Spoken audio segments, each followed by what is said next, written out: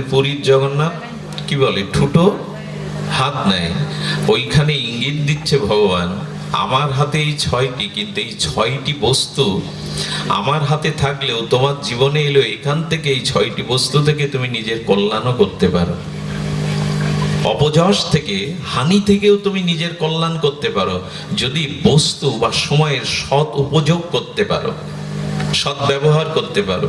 এটা আমাদের জীবনে খুব কাজে আসবে যদি ধ্যান দিয়ে শোনেন।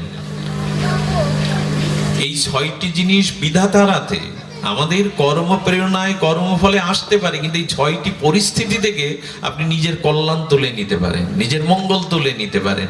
এই জন্য ভগবান আপনাকে দুটো হাত দিয়েছেন, বিবেক দিয়েছেন, চেতনা দিয়েছেন। কেন? পরিস্থিতি তোমার জীবনে আসবে, কিন্তু এর থেকে তুমি তোমার মঙ্গলটা আদায় করে নিতে পারবে। অনেকটা কেমন, ড্রেনের দূষিত প্রদূষিত জল ওইটি গঙ্গার সাথে যদি স্রোতধারার সাথে যুক্ত করে দিতে পারেন, তবে স্রোতস্বিনী গঙ্গায় গিয়ে ড্রেনের প্রদূষিত জল গঙ্গা জলের রূপ নেয়।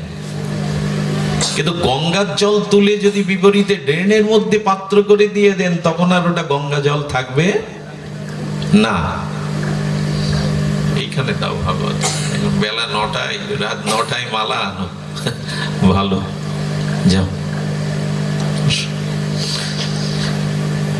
তো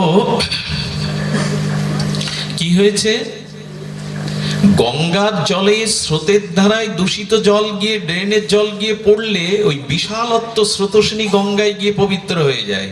কিন্তু যদি ক্ষুদ্র নর্দমার মধ্যেই গঙ্গা জল ঢেলে দেন, গঙ্গা বাড়ি থাকবে না। কিন্তু পরিস্থিতি থেকে উত্তরণের জন্য দুটো হাত, পুরুষার্থ, চেষ্টা ভগবান আপনাকে করতে বলেছেন। আমার হাতে 6টি, কিন্তু এর থেকে উত্তরণের উপায় তোমার হাতে। এই জন্য তো তোমায় হাত দিয়েছি আমি। হাতটা নিয়ে গুটে বসে দেখো না, সব ভাগ্য। আচ্ছা, আমাদের ভাগ্য কিন্তু আমরাই রচনা করেছি, বিধাতা না, ভগবান না। তুলসীদাস গোস্বামী বলছেন আমাদের ভাগ্য অন্য কেউ রচনা করেইনি। আমি পূর্ব জন্মে যেরূপ কর্ম করেছি, সেই কর্ম অনুযায়ী বিধাতা ফলটা আমাকে দিয়েছেন। এর রচয়িতা আপনি। ভাগ্যের উপরে দোষ দিয়ে যদি বসে থাকেন,